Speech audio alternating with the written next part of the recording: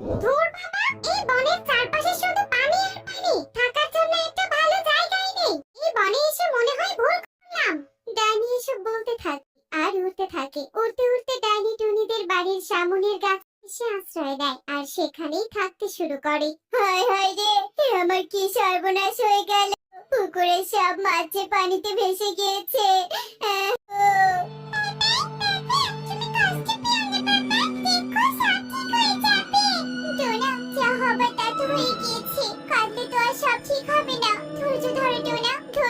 সাফল্যের চাবিকাঠি, যা কঠিন পরিস্থিতিতে আমাদের সঠিক সিদ্ধান্ত নিতে সাহায্য করবে টোনা। তা তুমি ঠিক বলেছো টুনি, কিন্তু এখন আমি কি করে আমাদের সংসার চালাবো? ঠিক একটা ব্যবস্থা হবে টোনা, এখন বাড়িতে চলো। এরপর টুনিরা তাদের বাড়িতে চলে যায় আর এভাবে দেখতে দেখতে সেই দিন কেটে যায়। পরের দিন টোনা নতুন একটা কাজ খোঁজার জন্য বেরিয়ে পড়ে। আঙুর নিয়ে যাও, আঙুর, রসালো মিষ্টি আঙুর নিয়ে যাও, নিয়ে যাও। বাহ, আঙুরগুলো তো বেশ সুন্দর, দেখে খুব খেতে ইচ্ছে করছে। কবুতর, এই আঙুরগুলোর দাম কত রে? এগুলো তো মাত্র 200 টাকা। দেব নাকি আঙুর? হ্যাঁ হ্যাঁ, দে দেখি। এই বলে কবুতর তোতাকে আঙুর দেয় আর তোতা আঙুর নিয়ে টাকা দিয়ে সেখান থেকে চলে যায়। আঙুরগুলো এখানে থাক, আমি বরং একটু পানি নিয়ে আসি। আঙুরগুলো ধুয়ে রাখতে হবে। তোতা এসব বলে পানি আনতে বেরিয়ে পড়ে আর এই সুযোগে কালো আঙুরগুলো দেখতে পেয়ে চুরি করে নিয়ে সেখান থেকে পালিয়ে যায়। অনেকদিন থেকে আঙুর খাই না, আজ মজা করে আঙুর খাবো। কালু খুশি মনে হাসতে হাসতে হাঁটতে থাকে। কালু কিছু দূর যেতেই পথে তোতার সাথে দেখা হয়। কালুর হাতে আঙুর দেখে তোতার সন্দেহ জাগে। একে কালু, তুই এই আঙুরগুলো কোথায় পেলি? না মানে আমি এগুলো। তুই নিশ্চয়ই আমার আঙুরগুলো নিয়ে এসেছিস, তাই না? দে বলছি দে, নয়তো তোর নামে মোড়ল মশাইকে বিচার দিব। মোড়লের কথা শুনে কালু ভয়ে আঙুরগুলো সেখানেই ফেলে দিয়ে পালিয়ে যায় আর আঙুরগুলো মাটিতে ছড়িয়ে ছিটিয়ে পড়ে থাকে। বদমাইশ কালু, আমার সব আঙুর মাটিতে ফেলে দিয়ে গেল। এখন আমি এগুলো কিভাবে খাবো? ধুর, খাবোই না, থাক এগুলো পড়ে। এরপর তো তার রেগে মেগে আঙুর না নিয়ে সেখান থেকে চলে যায় আর অন্যদিকে এক ক্ষুধার্ত খরগোশ আঙুরগুলোকে দেখে সেখানে চলে আসে। বড্ড খিদে পেয়েছে, দুদিন থেকে কিছুই খাই না, আমি খাওয়ার মতো কোনো খাবারই পাই না। আর অন্যরা এত সুন্দর খাবার মাটিতে ফেলে রেখে দিয়েছে, এভাবে খাবার নষ্ট করা মোটেও উচিত নয়। খরগোশ মনের দুঃখে আঙুরগুলো একটা একটা করে কুড়িয়ে নিয়ে এক গাছের নিচে বসে আর তার খিদে মেটানোর জন্য আঙুর খেতে থাকে। আঙুর খাওয়া শেষ হলে আঙুরের বীজগুলো সেখানেই ফেলে রেখে খরগোশ চলে যায়। অন্যদিকে টোনা কোনো কাজ খুঁজে না পারায় অসহায়ের মতো হাঁটতে থাকে। শরীর অনেক ক্লান্ত লাগছে, এমন কোনো জায়গা নেই যে কাজ খুঁজতে যায়নি। এমন অভাগা আমি, কেউ আমাকে কাজ দিতে চায় না। যাই হোক, এই গাছের নিচে বসে একটু বিশ্রাম নেই। এই বলে টোনা গাছের নিচে বসে বিশ্রাম নিতে থাকে আর এভাবেই কিছুক্ষণ পার হয়ে যায়। হঠাৎ টোনার চোখ যায় মাটিতে পড়ে থাকা আঙুর বীজের উপর।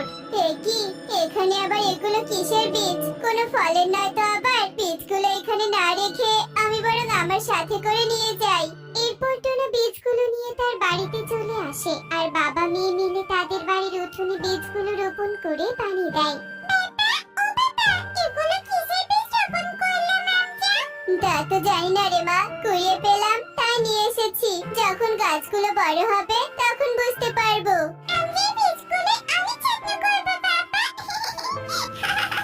টোনারা প্রতিদিন বীজের উপর পানি দিতে থাকে। ধীরে ধীরে বীজ থেকে ছোট ছোট চারা গাছ বের হতে থাকে। তারা সেই গাছগুলোর অনেক যত্ন নিতে থাকে আর এভাবেই দেখতে দেখতে বেশ কিছু দিন কেটে যায়। গাছগুলো অনেক বড় হয় আর প্রতিটা লতা পাতায় রসালো আঙুর ধরে। এসব দেখে টিনটিনরা ভীষণ খুশি হয়।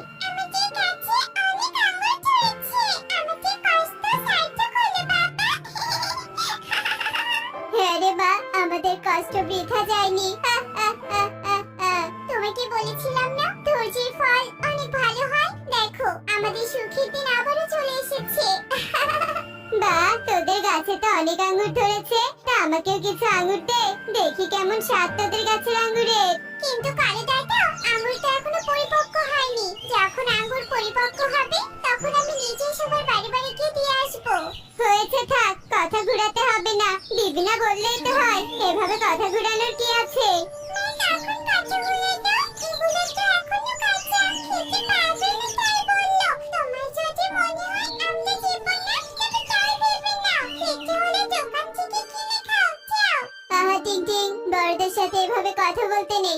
কি তোমাকে এই শিক্ষা দিয়েছি বড়দের সাথে সম্মান দিয়ে কথা বলতে হয়? ভুলে গিয়েছিস নাকি তুই? কালু দাদা তুমি দাঁড়াও, আমি তোমাকে কাঁচা আঙ্গুরই পেড়ে দিচ্ছি। থাক, আর ন্যাকামো করতে হবে না। আমাকে অনেক অপমান করেছিস, আমাকে অপমান করা আমি এর প্রতিশোধ নিয়েই ছাড়বো। এইসব বলে কালু সেখান থেকে চলে যায় আর টুনিরাও তাদের ঘরে চলে আসে।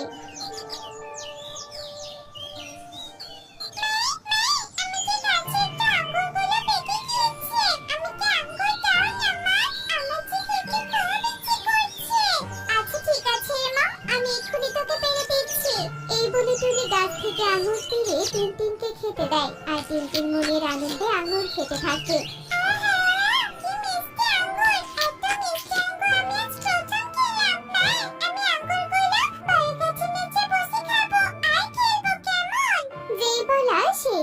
টিনটিন আঙুরগুলো নিয়ে গাছের নিচে বসে খেলতে থাকে আর খেতে থাকে। টিনটিনের খেলা শেষ হলে বাকি আঙুরগুলো টিনটিন সেখানে রেখেই চলে যায়। এভাবেই সময় গড়িয়ে রাত হয়ে আসে।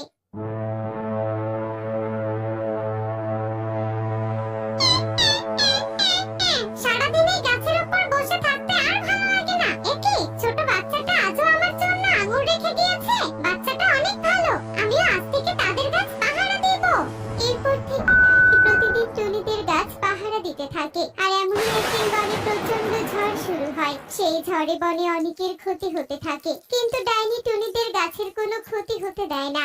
যে ঝড় হচ্ছে আমাদের গাছে কোনো ক্ষতি হবে না তো? তুমি চিন্তা করো না তো, আমাদের গাছে কিচ্ছু হবে না।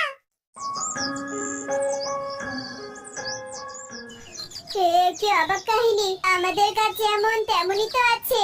আমি তো বিশ্বাসই করতে পারছি না, বনে সবার কত ক্ষতি হয়েছে।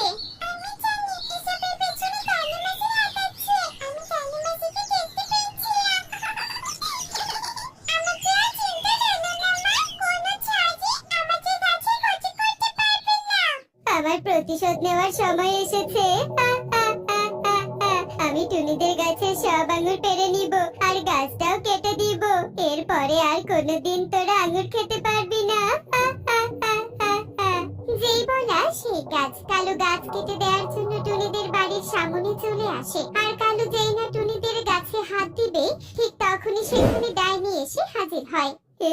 কি ডাইনি ডাইনি এখানে কোথা থেকে এলো? কালু, তোর সাহস তো কম নয়, তুই টিনটিনদের গাছ নষ্ট করতে এসেছিস। তোকে শাস্তি পেতেই হবে। কে আছো? আমাকে বাঁচাও, আমার ভুল হয়েছে, ক্ষমা করো আমাকে। টুনি রে টুনি, তোরা কোথায়? বাঁচা আমাকে, বাঁচা। কালু এভাবেই চিৎকার করতে থাকে। কালুর এমন চিৎকার শুনে টুনিরা ঘরের বাইরে ছুটে আসে। কি হয়েছে এখানে? ডাইনি দাঁড়াও। ওরে বাবারে, আমার কোমরটা গেল রে। এই বদমাশ কালু তোদের গাছ কেটে ফেলতে এসেছিল। কিন্তু তুমি এখানে কি করছো? আমি এই গাছেই থাকি। তোদের মেয়ে আমার জন্য প্রতিদিন এখানে আঙুর রাখতো। আমি মজা করে আঙুর খেতাম, তাই আমি প্রতিদিন তোদের গাছ পাহারা দিতাম। আজ আমি এই কালুকে ছাড়বো না। টোনা, আমাকে বাঁচা, আমার ভুল হয়েছে। তোরা আমাকে অপমান করেছিলি বলে আমি প্রতিশোধ নিতে এসেছিলাম। আমি আমার কাজের জন্য অনুতপ্ত। ডাইনি, তুমি আমাদের জন্য অনেক কিছু করেছো, এর জন্য তোমাকে অনেক ধন্যবাদ। তুমি কালু দাদাকে ছেড়ে দাও, সে তার নিজের ভুল বুঝতে পেরেছে। আচ্ছা ঠিক আছে, তোদের কথায় আমি তাকে ছেড়ে দিলাম। এরপর ডাইনি আবারও গাছে চলে যায় আর কালুও নিজের কাজের জন্য অনুশোচনা করতে থাকে। অন্যদিকে টুনিরা আনন্দে দিন কাটায়।